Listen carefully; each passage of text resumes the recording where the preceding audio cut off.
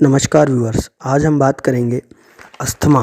दमा दमा एक ऐसी बीमारी है जिसके बारे में कहा जाता है कि दमा दम के साथ ही जाएगा। कहने का मतलब जब व्यक्ति की मृत्यु होती है तभी दमे का इलाज होता है। दमे का कोई इलाज नहीं माना जाता है, लेकिन आयुर्वेद में योग के द्वारा, घरेलू कुछ खान पान के द्वारा इसका इलाज इस तरह से किया जा सकता है। इसका मैं पूरा पैकेज इस वीडियो में आपको बताने जा रहा हूँ, तो इस वीडियो को पूरा देखिएगा, क्योंकि मैं गारंटी देकर बताना चाहूँगा कि इस वीडियो को देखने के बाद इसमें जो उपाय हैं अगर वो आपने कर लिए तो उन उपायों को करने के बाद आपको अस्थमा दमा की बीमारी से बिल्कुल राहत प्राप्त हो जाएगी।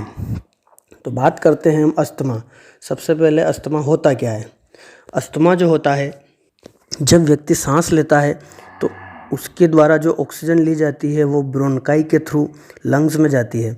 लंग्स में ब्रोंकाई में O2 और CO2 का एक्सचेंज होता है। जैसे जो ब्लड में कार्बन डाइऑक्साइड होती है वो बाहर हवा में आ जाती है और जो ऑक्सीजन होती है वो ब्लड में मिल जाती है, जिससे हमारा ब्लड सर्कुलेशन बढ़ता है और हमारी ब्लड में ऑक्सीजन की मात्रा बढ़ जाती है। लेकिन जैसा कि हमने अभी कोरोना में भी देखा था कि हमारी जो सांस लेने में समस्या हो जाती है, इसी प्रकार की प्रॉब्लम हमारे अस्थमा में भी होती है। लेकिन कोरोना में क्या होता है कि एक वायरस की वजह से वो हुआ था, लेकिन अस्थमा में क्या होता है, जैसे ही हमने कुछ ऐसी चीज़ें अपने अंदर निगली, जैसे कि धूल, इसके अलावा धुआं वगैरह, इस तरह की चीज़ों को अगर निगलते हैं तो हमारा शरीर उस पर रिएक्ट करता है, और रिएक्ट करता है उसके बाद म्यूकस बनता है। वो म्यूकस हमारे जो ब्रोंकाई है उनके चारों तरफ फैल के उसकी जो रास्ता है हमारे एयर जाने का, ऑक्सीजन के जाने का, उस रास्ते को छोटा कर देता है, जिसके कारण हमें सांस लेने में समस्या होने लगती है। जिसका एक उपाय पंप के द्वारा भी किया जाता है। पंप से हवा दी जाती है जिससे कि जो भी म्यूकस है वो थोड़ा फैल जाता है, जिससे उसमें जगह हो जाती है और ऑक्सीजन आने जाने लग जाती है। तो सर्वप्रथम तो हमने समझा कि ये जो अस्थमा दमा होता क्या है।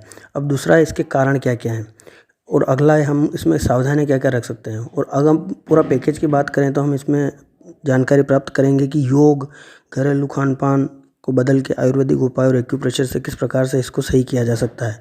तो इसके कारण क्या क्या हैं। कफवर्धक भोजन खाने से, ओवर वर्किंग करने से, ज़्यादा सेक्स करने से, और इसको बढ़ाने में जो ट्रिगर होते हैं, जो खाने से, पीने से, करने से, उससे हमारी ये जो अस्थमा की बीमारी है वो बढ़ जाती है। वो हैं धूल, साफ़ सफाई नहीं रहती और धूल उड़ती है, उससे भी ये हमारे क्योंकि शरीर उस पर रिएक्ट करता है और फिर म्यूकस बनता है। ह्यूमिडिटी ज़्यादा होने पर, स्मोकिंग करने वाले को तो होता ही, इसके अलावा स्मोकिंग करने वाले के जो पास में बैठता है उसको भी होता है।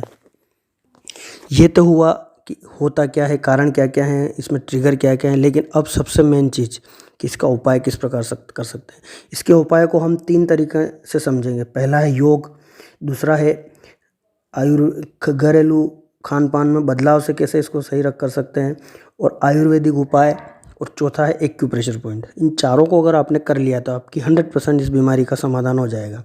तो अगर हम बात करें योग की, तो योग में हमें सबसे पहले प्राणायाम करने होते हैं। प्राणायाम की बात की जाए तो 5 तरह के प्राणायाम आपको करना है 1 घंटे तक। सुबह खाली पेट अनुलोम विलोम, भस्त्रिका, भ्रामरी, कपालभाति, बाह्य प्राणायाम। ये 5 तरह के प्राणायाम अगर आप करते हैं तो इससे आपको बहुत ज़्यादा फ़ायदा प्राप्त होगा 1 घंटे तक सुबह खाली पेट। दूसरा काम हमें करना है घरेलू खान पान में बदलाव। तो सबसे पहले एक ठंडी चीज़ें खाना छोड़ दें। ठंडी चीज़ें जैसे कि बर्फ़ से बनी हुई चीज़ें, कोल्ड ड्रिंक्स वगैरह, जितनी भी ठंडी चीज़ें हैं उनको खाना बिल्कुल छोड़ दें। गर्म पानी पिए, और गर्म पानी में भी अगर आप सौंठ मिलाकर पिएँ तो बहुत अच्छा रहेगा। जब भी पिएँ गर्म पानी पिएँ। दही बिल्कुल खाना बंद कर दें। दही बिल्कुल खाना बंद कर दें। दूध भी सादा दूध पीना भी बंद कर दें। दूध में अगर आप हल्दी, सौंठ, तुलसी मिलाकर पीते हैं तो आपको फ़ायदा प्राप्त होगा। तो दही बिल्कुल नहीं पीना है, दही पीना है तो हल्दी, सौंठ, तुलसी मिलाकर। ये तो हुए हमारे खान पान में बदलाव। अब है आयुर्वेदिक उपाय। आयुर्वेदिक उपाय, इसका सबसे पहला उपाय है दालचीनी को शहद या गुड़ के साथ मिलाकर खाना। जितनी भी दालचीनी और शहद के साथ, गुड़ के साथ मिला के खाएंगे, आपकी अस्थमा की समस्या पूरी तरह से सही होती जाएगी। आपकी जो वो म्यूकस है उसको ख़त्म कर देगी ये दालचीनी और शहद। और दूसरा उपाय है नारियल खाइए हरा, 1 दिन में 50 ग्राम। हरा नारियल जो रहता है उसके अंदर जो है उसको खाना है, 50 ग्राम 1 दिन में खाना है। नारियल बहुत अच्छा इसमें फ़ायदेमंद होता है। और आखिरी उपाय एक्यूप्रेशर पॉइंट। एक्यूप्रेशर पॉइंट की बात की जाए तो एक्यूप्रेशर पॉइंट इस अस्थमा का हमारे हाथ में होता है, जो कि मिडिल फिंगर के रूट पर, लिटिल फिंगर की साइड पर, जहाँ पर हमें दबा के रखना है। और इसमें मैग्नेट का उपयोग करके भी आप इसको कर सकते हैं। तो हमने देखा कि हमने 4 प्रकार के उपाय देखे। तो हमने अपने पूरे वीडियो में देखा कि अस्थमा होता क्या है, इसके कारण क्या क्या हैं, इसके उपाय 4 कैसे हैं: योग, घरेलू खान पान में बदलाव और आयुर्वेदिक उपाय और एक्यूप्रेशर पॉइंट। मैं आपको गारंटी देके बताना चाहता हूँ, अगर इस प्रकार के उपाय आपने कर लिए तो अस्थमा आपका 3 से 6 महीने के अंदर पूरी तरह से सही हो जाएगा और पूरी तरह से तंदुरुस्त हो जाएंगे। तो इन उपायों को कीजिएगा। वीडियो अगर पसंद आया है तो वीडियो को लाइक कीजिएगा, और अगर आप इसमें कुछ जानकारी प्राप्त करना चाहते हैं, कुछ सजेशन देना चाहते हैं तो वीडियो में कमेंट कीजिएगा, और इस चैनल को सब्सक्राइब कीजिएगा, जिससे कि आगे भी आपको वीडियो प्राप्त होते रहें। बेल घंटी के बटन को दबाकर ऑल सेलेक्ट कीजिएगा, जिससे कि आपको नोटिफिकेशन प्राप्त होते हैं रहे। जय हिंद, जय भारत।